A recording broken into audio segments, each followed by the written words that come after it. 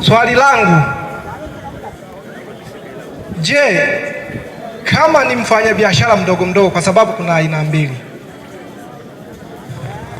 ambaye anasafirisha nje ya nchi na ambaye ananunua sehemu za watu, kwamba hii ng'ombe nahitaji kumpeleka mnadani kama hapa Sikonge, hapo tunaendaje?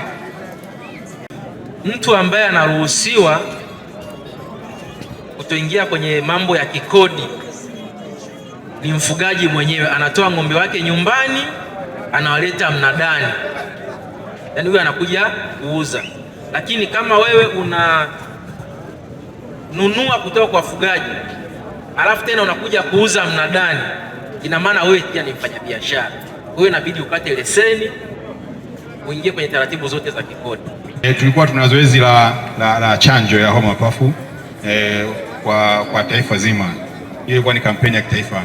Na naamini yenyewe wafanyabiashara wafugaji mmechanja mifugo yenu, na kwa bei ilikuwa bei ya shilingi 500, bei ya ruzuku, yani unachangia kidogo unachangia, tofauti na miaka ya nyuma. Hiyo inatokana na biashara mnazozifanya na mapato yanayoingizia serikali. Kitu kingine, faida pia ya kufanya biashara kwa kupata taratibu, kwa maana kupata vibali, ndugu wafanyabiashara wafugaji, na kuwapunguzia usumbufu. Tulikuwa tukisikia na kupigiwa simu kipindi cha nyuma kwamba labda mfanyabiashara amechukua mifugo hajakatia vibali, ng'ombe wote akifika kwenye mageti ya ukaguzi anakamatwa, anaanza kutupigia tena sisi wataalamu tumtetee. Hiyo inakuwa nje ya utaratibu wa biashara za mifugo. Kwa hiyo nizidi kuwasisitiza tu kwamba ukitaka kufanya biashara ya mifugo, ni waombe tu wafanyabiashara wafugaji mfuate taratibu, na serikali ipo kuwasimamia katika hizo biashara. Leo halmashauri ya wilaya ya Sikonge tumepokea ugeni kutoka sehemu mbili, moja kutoka Wizara ya Mifugo kanda ya Magharibi, lakini wa pili unatoka ofisi ya rasi.